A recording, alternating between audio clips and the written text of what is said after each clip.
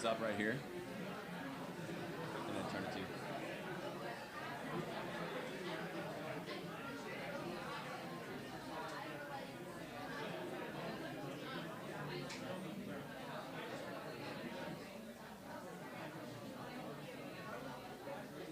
How are you, Lindsay?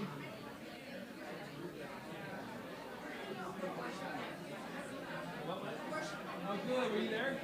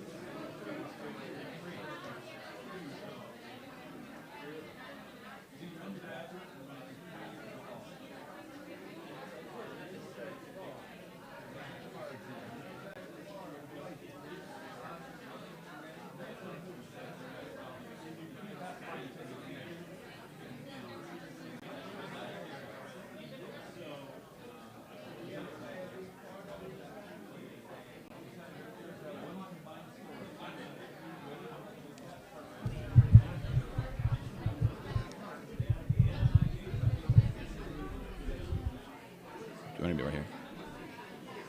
Well, good afternoon. We're good. Well, good afternoon, everybody. Good afternoon, and welcome to both our live audience and welcome to everybody tuning in via the live stream.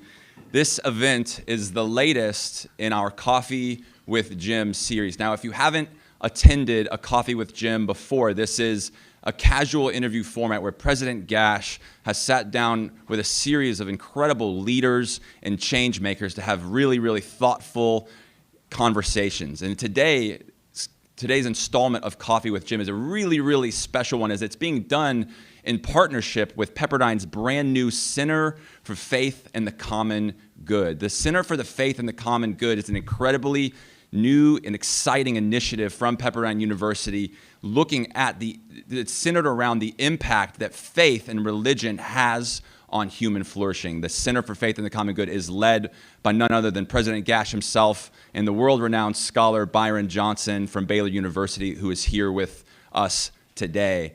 Now, the conversation today between President Gash and our special guest, Burl Cain, is a conversation about faith-based prison reform. And I just want to say how lucky we are to have Burl Cain with us here at Pepperdine Law School today. Burl Cain is perhaps the most well-known leader in the Correctional Services Department in America, period. He is currently the commissioner of the Mississippi Department of Corrections, but prior to that has spent 21 years as the warden of Angola Prison in Louisiana. Angola Prison was well known as probably the bloodiest prison in America for many, many, many years. And then under Burl's pioneering leadership, he transformed Angola Prison to what is now today one of the safest, most transformative maximum security prisons in this country. So President Gash is going to have a conversation with Burl about faith-based prison reform. And then about 25, 30 minutes in, we're going to open the floor for questions from our audience here, our live audience, as well as our live streaming audience. So if you are streaming in, there's a chat box. You are more than welcome to drop a question in the chat box, and we will ask it here live as well. So please be thinking about your questions now as they are having a conversation, and please give a warm welcome to President Gash and Burl Cain. Thank you, Cameron, and what a pleasure it is to be back here at the law school. As most of you probably know, I spent 3 years here as a law student, had some classes in this very room, and then became a professor for 20 years before I got the baton from my friend and predecessor, Andy Benton. So it's been 3 years since I've been teaching here, and so I look out across these faces, and I don't see anybody that was my student, which is kind of strange for me to be speaking to a law school class without having a bunch of you being my former students. But as Cameron said, we're here to have a conversation with the pioneer of faith-based prison reform in the country. And Burl became a friend through an odd set of circumstances, and I just want to give you that background as to how I got to know Burl before I start in with the questioning. I was in my office about 6 years ago or so, and I received a call from the central admissions office saying there's a judge that's on the line that wants to talk to you. His name is Judge Downing, and he wants to talk to you. I'm like, okay, well, do we know what it's about? No, he just says he needs to talk to you. So I put him through, and he said, this is Judge Downing. I'm in a Bible study, a men's Bible study in Louisiana, and we're reading the book Love Does. And I just wanted you to know the author of that book, Bob Goff, is taking credit for the work you're doing in Uganda. And I said, okay, so, sorry, who is this again? Judge Downing in Louisiana. I said, if he's taking all credit, he's not taking enough credit. I mean, this whole thing started with Bob Goff. We're only doing this because of Bob Goff. And so we started to get to know each other a bit. And he said, well, let me ask you something. Do you know Burl Cain? I said, I don't. I don't even know the name. I was embarrassed later, like, why did I not know who he was? So he says, can I send you a book? Great, send me a book. And he sent me a book called Cain's Redemption. Cain's Redemption, available on Amazon. It was written by a reporter who came and wanted to chronicle what was happening at Angola under the leadership of Burl Cain. As Cam said, it was renowned for the bloodiest and most corrupt prison in the United States, and it's undergoing a transformative change under Burl's leadership. So I called Judge Downing back, thank you for sending this, and he said, would you like to go to, if I could arrange it, would you be able to bring some Ugandan prison officials to Louisiana for them to study some of the faith-based reforms that were happening there, because he knew we were involved in the prisons, and I said, absolutely, I would love that. So he raised the money. We brought 5 Ugandan prison officials. That's where I met Burl. And so with that introduction, let me introduce you to Burl. Cam has already given you a bit of his resume, but I want to start off, Burl, by first of all, saying thank you for coming to Pepperdine. Thank you. Burl and I, absolutely. After I met Burl, I've been with Burl on a number of occasions since then, and we were actually just together in Mississippi. He was in Louisiana and Angola, and now he's the commissioner of the Department of Corrections in Mississippi. And we had a chance about a month and a half ago to spend a day each in 2 of the Mississippi prisons that are now under the reform measures. But tell everybody, Burl, kind of where you came from and how you came about. Get us right up to the time you became commissioner. Well, first I want to say, I don't know what kind of lawyer you are, but you're a really, really good preacher. Because I heard him preach, and he did a great job for our inmates, and they were speechless. So he did a really good job for us in Mississippi. Thank you so much. They let me preach to the prisoners at Parchman and at CMCF. So, and we brought the women into here too, so we could mix the women and the men and get away with it. So that's pretty cool. They were all looking at each other pretty closely. Yeah, we were watching them close though. Anyway, what's your question again? So tell me, kind of, give us a little bit of your background and history and how you came about to be in the position right before you became commissioner of Angola, or warden of Angola. I'm an LSU graduate, and my degree is in voc education. I'm a school teacher. Never worked in the prison until I was a warden of a prison. And so I would say any good preacher, any good teacher can be a prison warden. But anyway, the whole thing at Angola, and I want to just say this right up front, it wasn't me. I didn't know what I was doing. I was looking at the sky and saying, thank you, Jesus. I wasn't that smart, but I was praying every day, give me wisdom, give me the wisdom of Solomon. Crazy place, crazy thing. But it did work out with God's guidance that we really pulled it off. And I say we because it wasn't me, it's he and I, so that was good. So you started out as a teacher. How long did that last? That lasted 3 months. And what happened is I was teaching school, and I hated it. The kid was crazy, and they was bad, and I couldn't keep them quiet. And so I told the principal, I said, I can't do this job. I hate this. I'm not going to keep doing it. He said, if you quit, I'm going to see you never teach again if you break your contract. And I said, good, I'm out of here right now. And out the door I went. So teaching was too hard, so you wanted to be a warden. Well, you didn't want to be a warden. That's not what happened. Tell us, you ended up doing some work in agriculture for the prisons, and then what happened? Right, and I worked in doing the prison farms and industries, and in Louisiana it's a lot of politics, and so the warden job came open, and so I politically got it. You politically got, and that was not the Angola one. No, there was another one, and so for 13 years I was a warden at a medium security prison, and it was pretty easy, and probably worked 4 hours a day and got it along through that. You know it's being recorded, right? Oh, yeah. 8 hours a day. 8 hours a day I worked like a slave.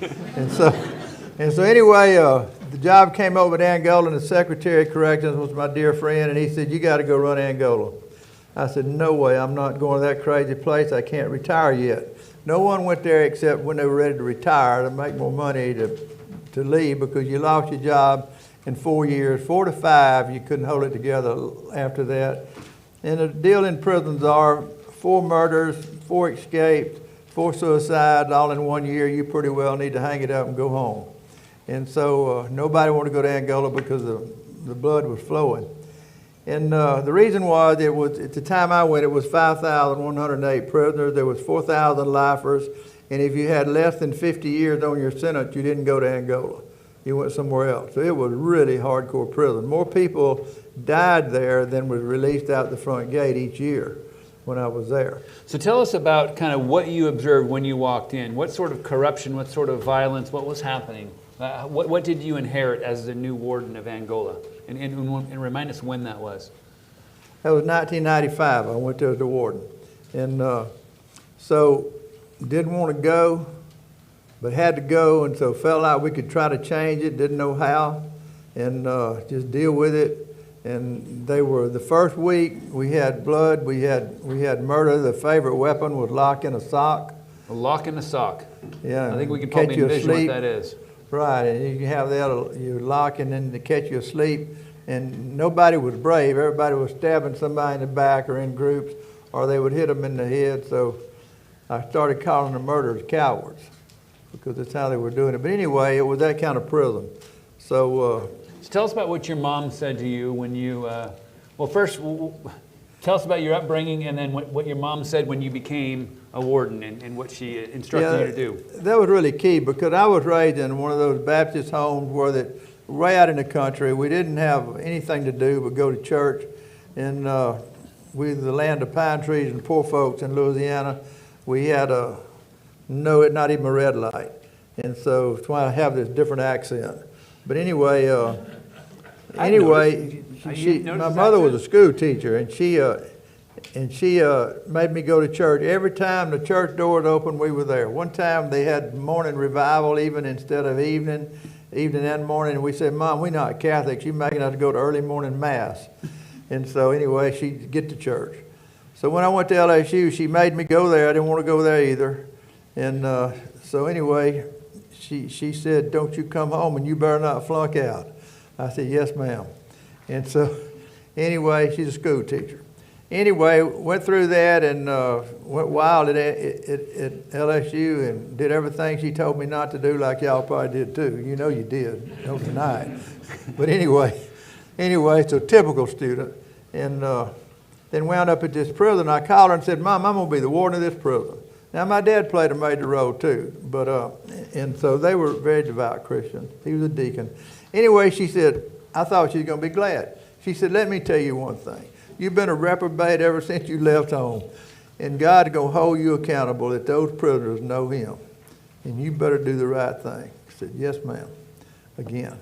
And so that's kind of set me off, and at the first meeting at the prison, I met with a chaplain instead of the staff, so they would know that chaplains were important. And I told him, I have 1,500 inmates here.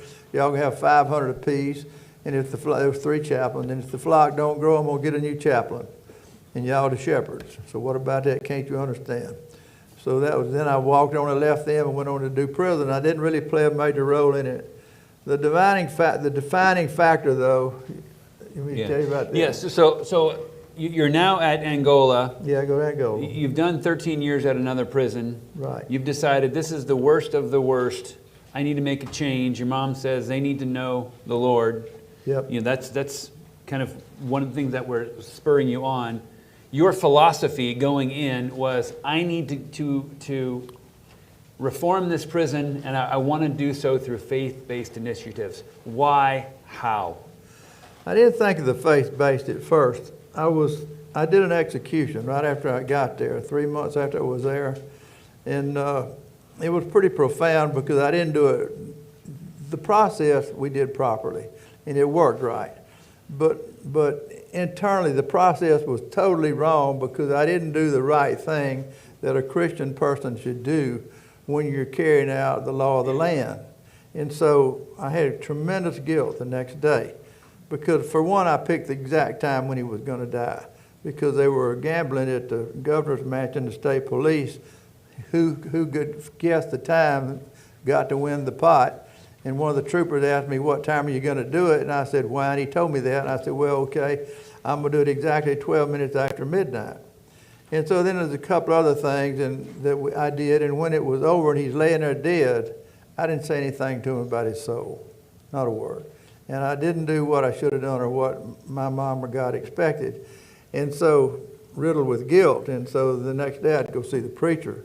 And I got all that straight and got out of me. But at that point I knew then my destiny was I had to make this change. And the only way I could change it was, think of this, criminals are selfish bullies. That's what they are. They're selfish. It's all about self. They take your lawnmower, they take your body, they take whatever they want. They're just selfish. And so the opposite of that is morality. So if you can make morality be the name of the game and cause them to be moral people, then I came up with the term moral rehabilitation. That originated with me because nobody fought against morality, nobody fought against rehabilitation, but that would change the culture of the prison. So where do you find morality the quickest? You find morality the quickest in religion. I'm looking for morality. I'm looking for that really more than anything else, but I want their soul saved as well. So that's how we launched off into moral rehabilitation. The seminary came to me as an accident. I didn't think of that either. Most things I didn't think of. It was divine intervention. I really became a strong believer because I knew I wasn't that smart. And I knew that when those things came in my mind, it was of God. And so then that caused me to be a stronger Christian and chase him harder to get more knowledge and get better, and we got to seminary. So the first year I was there. Let's talk about the New Orleans Baptist Theological Seminary. And I remember when I walked into the prison myself, I'm like, wow, New Orleans Baptist Theological Seminary is here. It's inside the prison. Like, how did that come about? You said it wasn't your idea, but how did it come about? Well, it's accredited like LSU. It's a mainstream accreditation. It's not a fly-by-night school. It's a real degree. I mean, you can get a job with this, in government. So anyway, I was there complaining about no higher education because there were no Pell Grants for prisoners, and so that wasn't right. And so anyway, this guy was from the Judson Baptist Association and another guy that worked at the seminary. And he said, man, why don't we just bring you to seminary? We give them a place to have it. I said, sure, I'd love to have the seminary. I didn't even ask anybody, could I do it? I just did it. So they did, and so we started a seminary, and so here we go. And we created our own preachers only to get higher education, but that was the game changer. That was God. So you get this seminary now, and now you're training people who become preachers or ministers of some sort. Like, where did they go from there? Like, okay, I've got this degree, now I'm a minister of the gospel. Like, now what? Started building churches. So I got private donations. Churches where? All over the prison. Built 9 churches. They were the largest church seats 800, and the smallest one would seat 300. And so then these guys started doing Bible studies, and they got degrees to be preachers. And so they had to be smart enough to do it. And then they started doing Bible studies and planting little groups. So then they started planting churches. And the Muslims, it was really amusing because I tricked them to get along with the Protestants. Because, I don't think I've ever told you this, but anyway, I wanted Muslims in the seminary because the ACLU would chase me if I made it Baptist. I had to have non-denominational, let atheists in. I don't care, just come to seminary. Okay, so good. They all come to get this degree because they're getting a good education. So the Muslims were complaining with the Protestants, and I said, wait, guys, stop right here. All y'all come from Abraham. Father Abraham is all our father. It just happened Ishmael came because Abraham was unfaithful. And so therefore we have the same dad. Abraham is our father, and our father don't want us fighting among ourselves in this prison or anywhere else. And you have got to settle down and respect the father, so no more fights because we all have the same dad. Perfect Amen. sense. Amen. And they bought it. Can you believe that? And so And so no you more established problem. 9 church buildings. How many congregations were then born? We had 28 different congregations with different preachers, but you'd have a pastor and you'd have deacons, you'd have ushers in different religions. We had Jewish, we had a rabbi, but he was graduated from the New Orleans Baptist Theological Seminary. And so the Muslim imams, they believed that Jesus was a wonderful prophet, but then they kind of got it to where that they could be with him too and love him good, and it was all cool. So what you saw is a melting pot of all the religions all working together. And so the violence left the prison, gone. And so who fight. who were the ministers in the prison? There was all the inmates. Who were the deacons in the prison? All the inmates. Who attended the prison? All the inmates. And? And we started letting them bring their families on visiting day. So they could sit in the church with their family and have worship and then go back to the visiting room. And what about some of the guards? Did the guards attend in prisons as well? The guard, the craziest churches? thing was, and why this worked so well was, the other inmates always would someday, sometime, somewhere, every one of you is going to have a crisis in your life. It's going to happen to all of us, me too.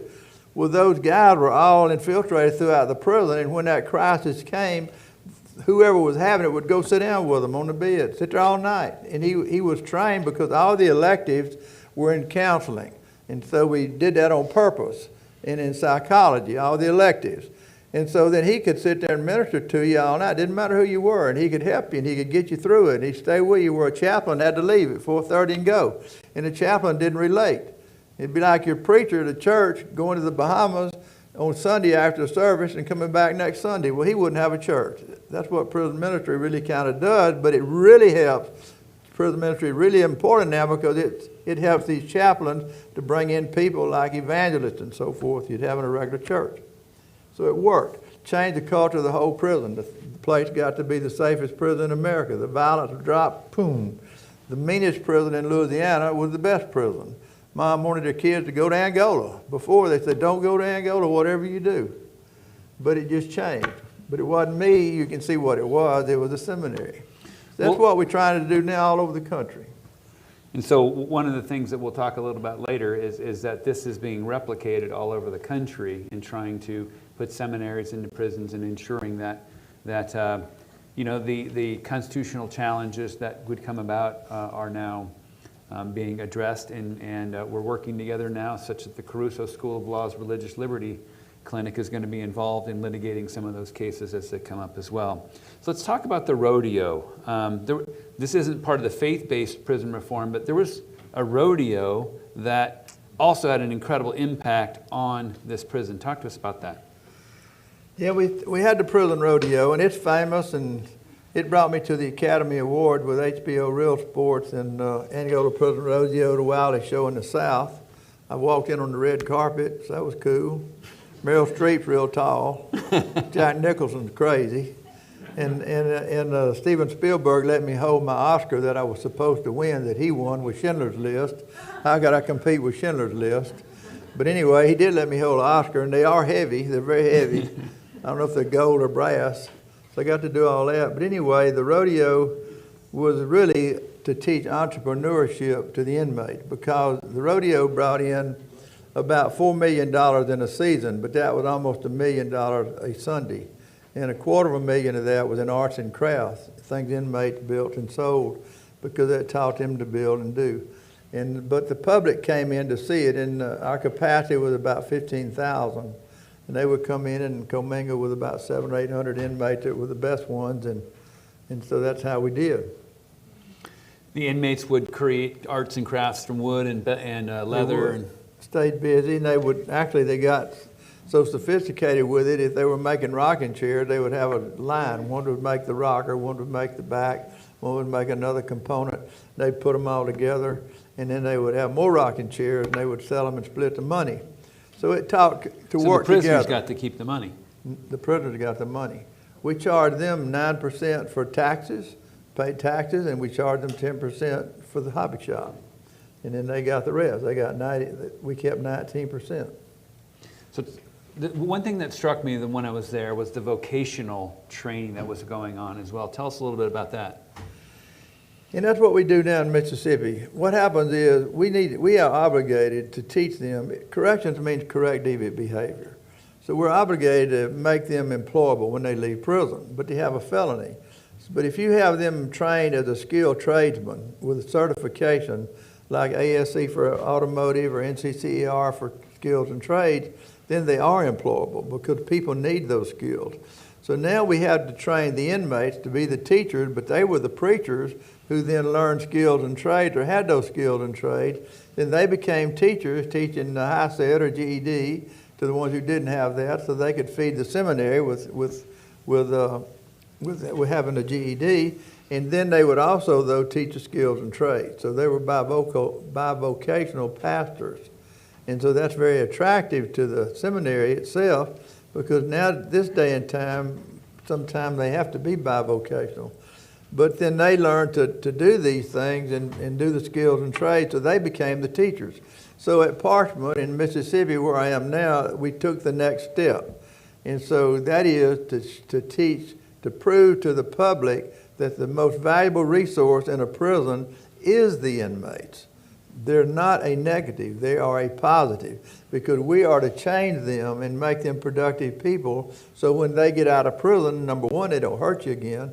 Number two, they reduce recidivism, and we can do it because we could never afford enough vocational teachers to teach the number of inmates that we release. In our case, a small state, we're going to release 2,000 every 6 months. So those 2,000 to teach them skills and trades would be cost prohibitive. And so therefore, if the inmates are the teachers, then we save buku tax dollars, but everybody leaves with a skill or trade. Now we have to work on the addiction and have to kill the gangs, because I'm not going to have any gangs in my prison. The reason I don't want to have any gangs is I'm not going to share my authority with the gang leader. Because if I let him be the boss, then he's bossing me. So I'm going to run him off. And so they had to go. I had 6,500 when I got there 2 years ago. I have 840, and what's cool is I know them. So they're going to have to go. Where the mop flops. Okay, I'm not a boss. I'm not a gang member, so... I'm sorry I took over warden role just for a minute right there. I'm back to being a commissioner. Tell us about another thing that struck me when I was there. We were all in tears as we were watching what was happening in the hospice unit. End of life. How are prisoners in Angola treated at the end of life? We actually started the first hospice in a prison in Angola. Saw it on the paper on Sunday. Never forget it. And another God thing. And so went back and talked to the inmates that, y'all are dying here and we need to do different. We need to let no man die alone. And they love that because they were all going to die there. They had life sentences. So then they just jumped in. Let's do it. Let's do hospice. So we got ourselves certified with the state as a hospice, a real genuine hospice. And we had our nurse that was going to help, but the inmates were the caregivers. So they did all the taking care of the inmate like a nurse's aide would do, and they visited, and they brought fruit, and they brought food to them that they didn't have to eat out of the kitchen, and they took care of them. And they cried when they died. And then we built an ornate antique hearse to go to the cemetery. And we have these great big perch-run horses like Budweiser. We have the same harness Budweiser had because we had to promote the rodeo. Went to all the parades and Mardi Gras with our 6-horse hitch and our big wagon. Now we take the hearse to the cemetery and they walk behind and sing the songs and the inmate preaches the funeral. So they really create their own culture. It's like a land of new beginnings, and that's what we named it. And we based it on Philippians 3:13, which says, I can't change the past, I only can change the future. And so that was the attitude that we all took with new people coming in. Forget your past, and we all need to do that. We can't change it. Let it go and look at what you can do in the future. So we did that in prison so that we didn't have to have guilt and deal with the guilt of the past. And forgive yourself because God forgives you, and we forgive you. And don't hold it against you. Amen. I was struck with, when we were in the vocational area, the signs, and every prisoner would recite them and say, well, what's the motto here? No more victims. They're like, when we get out or when we're in here, no more victims. We're done with creating victims. And then in the hospice unit, no man dies alone. They would go in 4 or 6 hour shifts, 24 hours a day as the person was nearing the end. At some point... Wait, there's one more interesting thing they did I haven't mentioned to you. Please. They came to me and they said that we need to stop profanity in the prison. This is inmates coming to me to say, you got to stop the profanity. And I said, well, that's cool. Let's do that then. And he said, but y'all have to stop too. The correctional officers have to stop cursing as well. I said, okay, I'm going to make a rule. Nobody can curse anymore in this prison. We shouldn't have done it anyway. My mama wouldn't like that at all. And so therefore we made the rule. But it did, and they had sanctions on each other. If you curse, they'd make you run, do some runs or some push-ups or something. So the profanity left. That was the most unique thing. Who could think of this prison with these horrible people that weren't horrible anymore? But the whole point was, it was a God-changed thing. It wasn't me. It really wasn't. But the culture totally changed. Now go ahead. So at one point you decided, you know what? I need for people to see that it works. And you saying it works is a whole lot less credible than somebody else saying it. So how did you go about launching a study? Well, I helped raise the $1.3 million it took to do I read More God, Less Crime. So I said, the foremost researcher in the country has got to be Byron Johnson. So I called him up. And so we hooked up, and he said, it's going to cost this much money. And he said, but we'll do the research if you help us raise the money. So I did. I helped him raise the money. We went to this guy, and we got the donation, and we raised the money to prove it. But what happened to us is, I had to prove it wasn't just me being a unique warden that opened wide open to be say. And here's the thing. People in prison say no all the time to everybody. So we made a rule, you got to say yes more than no. And you should do that with your own kids, because if you say that when you have children no all the time, they're going to sneak around. Y'all know you did it yourselves. And so you got to say yes more than no in life. Everything you do, you should say yes more than no. It's risky, but it's better because you make more truth in people. And so that's good. So we did that in prison, yes more than no.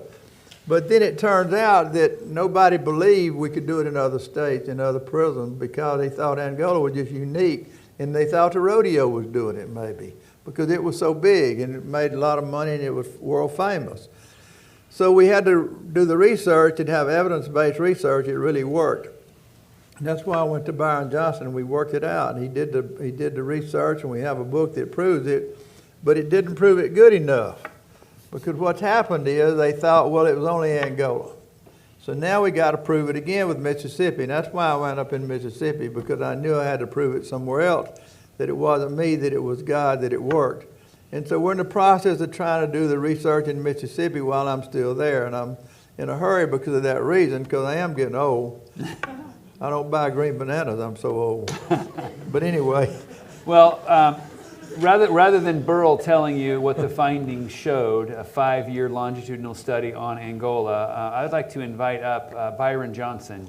While Byron is coming up, I want to tell you that Byron is the co-executive director of our new Center for Faith and the Common Good, in which we're studying, doing research on, and publishing papers, and we'll just go and set them here. Publishing papers on the impact of faith on human flourishing and societal good. And so Byron, we're going to need this. Yeah, we're going to need the microphone. Byron is a professor at Baylor University and runs their Institute for the Study of Religion. But he's also a distinguished visiting professor here, and Byron and I are working on this center. The center is a collaboration between Pepperdine University and Byron. It's centered at Pepperdine. It's not a collaboration with Baylor. We love Baylor, but this is a Pepperdine thing. And so I want Byron to say a few words about what your studies showed, how you got involved in what the study showed, and maybe you want to show, one of the books. Sure, yeah. So these are the two most recent books that we've done on this topic. This is the one on Angola. This is what's happened around the country since Angola. And this one's called the restorative prison, and that's kind of what Burl has been doing for the last 20 years, is creating a new way of thinking about prisons. So that's why we entitled this book, The Restorative Prison. But now, Burl, I haven't even told you, I think moving forward we need to be writing a book called Reimagining Corrections. Completely rethinking what we do altogether. And I mean all across the country and around the world. Because if you travel around the world and you look at other prisons, they have the same problems we have here. So whatever we're experiencing, they're experiencing, except they tend to have a lot more poverty than we do, but all the same problems. And one of the things that I wanted to say real quick, you heard bits and pieces of this. Most criminologists are interested in studying why is it that people do bad things, and how do you prevent it from happening? That to me is boring. We've known that for a long time. I want to study why it is that people do good things. How do you get people to completely flip? And so one of the most powerful things we found at Angola is not only are suicides gone, inmate on inmate violence tanked, inmate on assaults on correctional staff down. When we interview these people over time, we see that they begin to exhibit virtues: grace, forgiveness, gratitude. You think, well, what's the big deal? It's a big deal. Turning the other cheek. You find your life by giving it away. Does that sound a little familiar? I think it does, doesn't it, Bill? And so now you have people that are doing grief counseling and sidewalk counseling and working in the hospice unit. They tithe in prison to indigent other prisoners. So you're thinking they're all indigent. No, there's a ranking of sorts there. So it's this pro-social dimension. How do you get people who used to think only of themselves to think about their brothers? And now they're sisters, because in Mississippi, one of the things that Burl is allowing is for the seminary to happen among the female prisoners, who tend to be overlooked, by the way. The literature is almost all on men. And we know from decades of research that women tend to be more religious than men do, much more devout in every country around the world. And so why wouldn't you want to give women the opportunity who are incarcerated to find faith and find hope and meaning and purpose? And so those are all things that we look for in the book. Hope, meaning, purpose, the kinds of things that are meaningful for us. We're finding it meaningful for them. And the last thing I want to say is, for the last 25 years, I've heard inmates tell me this over and over and over. The next great awakening in the United States is coming, and it's coming from the prisons. And when I first heard that, I thought, how crazy.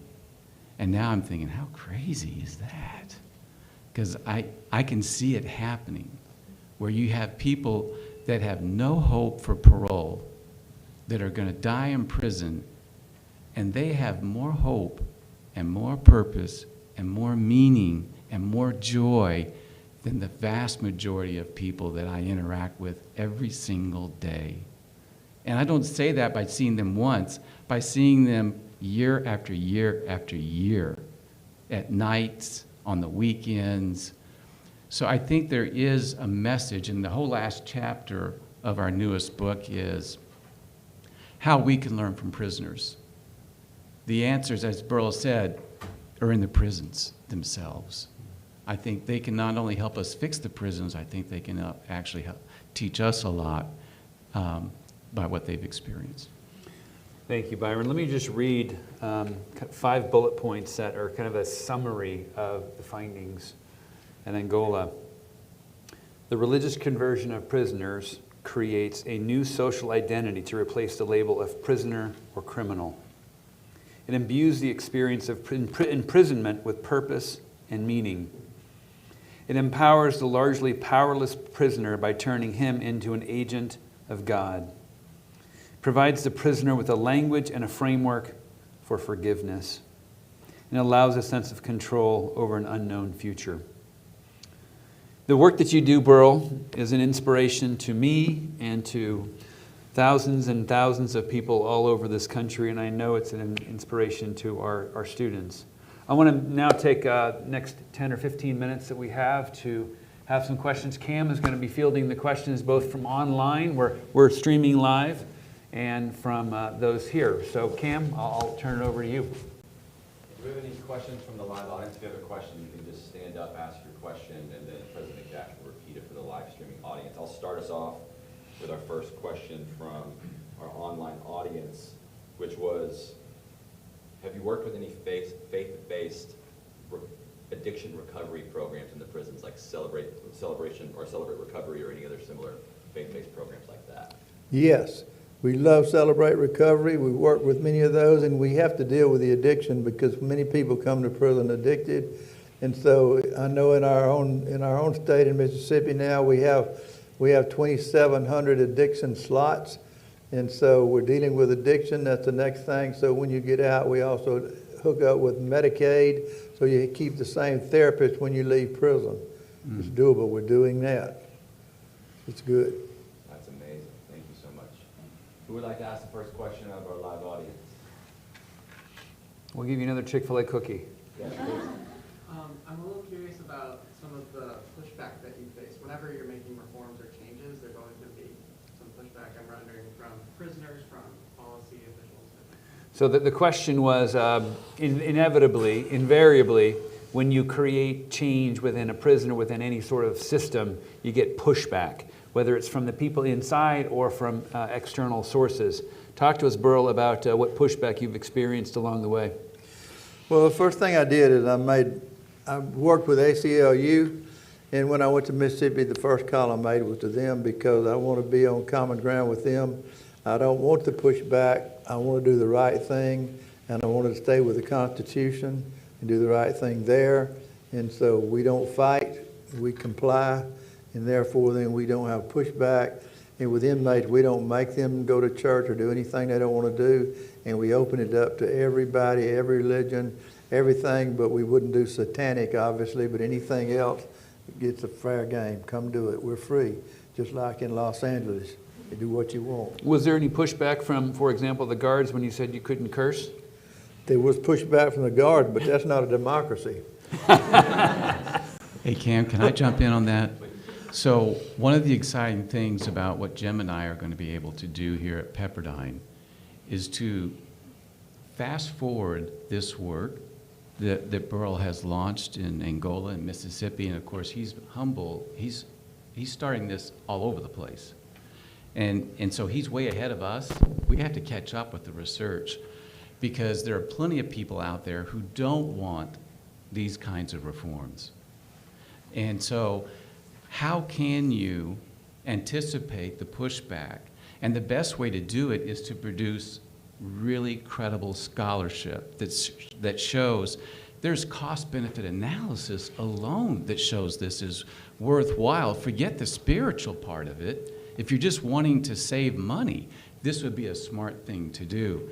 So that's why we do return on investment, cost-benefit analysis, and all kinds of other research endeavors to show that this is just smart, what I would call smart justice. You've heard of social justice? How about smart justice? Let's do that for a while. And so we want to prevent pushback against the potential pushback by pushing out scholarship and then moving the needle on public policy in the United States. How can we make what's happening in Angola and Mississippi, how can we make that happen elsewhere without any obstacles? And talk to the audience a bit, Byron, about the meetings that you've been having over the last couple of days here and that you're going to be having, and the meetings you've been having over the last several months here at Pepperdine. So since March, when we announced the new Center for Faith and the Common Good here, I've been working with select faculty at Pepperdine that will be involved in all these research projects that we're getting ready to roll out. And the same can be said for grad students here at Pepperdine and even undergrads. So we're trying to figure out ways in which we can involve the students in this, and it's a movement. It's a movement in the real world, but it's also a movement within the academy that we're really excited about. It's unusual, and I think Pepperdine is the perfect place to do it. Some of the things that we're going to be doing, actually, I'll just let Burl say, what's the next study that's about to get rolling in Mississippi? Or actually, it's already started rolling. Yeah. Talk to us about that. Well, the next study had to do with some of these inmates that were pastors, were juvenile lifers, and the Supreme Court ruled that you couldn't have a life sentence for a juvenile. And so some of them, they had behaved so well that the governor pardoned them. And so as soon as he pardoned them, then I hired them as state employees in Mississippi as chaplains. So our chaplains in our prisons are these ex-convicts, and I know the head chaplain did 27 years for murder. So he's the head chaplain at Parchment, and so he can go all through the prison. He doesn't worry about death row or wherever, and all the inmates respect him and they love him, and he's very effective. So we hired him, and I've hired, I think, 11 or 12 of them now as they get out to be chaplains. But the next thing is to have the inmates be the resource that teaches the inmate skills and trades. And then therefore we can't afford it as taxpayers, but we need to do it so badly because they need to have a job when they get out of prison, and then have probation and parole to supervise them on their new job and do the drug test and so forth and prove that they make good employees, because right now you can't get the job hardly because of the felony. He's not going to hire you to sweep the floor, but he'll hire you to ballot the tires and align front ends. You can get that job. And so that's what we're teaching them now, and that's where we're moving corrections that directions, and that's why we need to have the research now to pick up and take off on this. That's the new way. So this new study is launching right now. I'll be with Burl. Jim went with me a month and a half ago. We'll be going back a week after next to launch this new research project. And I'll give you a little glimpse of what's happening here. We've made the decision to do a documentary on this that's running simultaneous to the research. And so, Burl, I know you didn't win that Academy Award last time, but the goal is that this time you'll actually carry that trophy home, because I talked to Jonathan Stack and he said that's the missing piece in his resume is an Academy Award. Mm-hmm. And you thought, this is nonsense. Yeah, this is what God does, a lot of nonsense like this. So we'll keep you posted as the documentary develops. So multiple studies that we're starting relating to prison reform, Pepperdine, 3 of these studies. But this is the first piece of what we're doing. We're going to start off with faith-based impact on prisons, but it's going to move into addiction and to mental health, into foster care, and every aspect of where faith has an impact on human flourishing and therefore the common good. And so that's what's rolling out.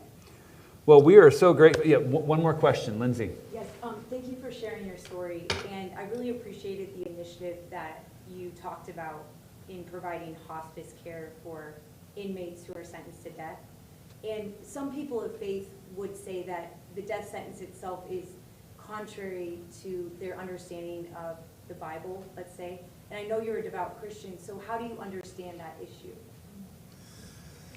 I asked that to the preacher. Romans 13th chapter, the first 6 verses, he told me, obey the law of the land, that God's in control of everything. He's all powerful. And so therefore then that is the law. And I just carry out the law. I just keep the keys. So that's how I've come to comfort that I could do it. I've executed 8 people. I'm not proud of it, but then that's what we did, and that's what we do. And it's just something that you as citizens and the people of America need to do it or not do it. And then you have to also take in consideration there's 2 sides. There's victims and pain and suffering from victims too. And so it's just so complicated. You can just flop on either side of it all over the place, and you find people for each part of it. Over lunch, Burl was telling me about one inmate who asked him to hold his hand while the execution was happening. And so having a warden holding the hand of a condemned prisoner is probably something you won't hear about often. Mm. But what we want to do is say goodbye to the online audience. Thank you for tuning in with us. And are we going to be able to show that? What we're going to do is, Burl brought a video with him, but we didn't have the technology to show it, but it's going to be a part of this. Okay. I'm sending the film to our friend here who's going to make that available. So online. our integrated marketing and communications folks, when they create the video of this, will be appending to that a short 5-minute or so clip on what's happening in Angola. So Mississippi. In Mississippi, sorry. In what's happening in Mississippi now. There's going to be a whole lot, there's a whole lot already online about what's going on or went on in Angola. But thank you all for coming. Thank you, Burl, for being part of this. And God bless you all. Thank you.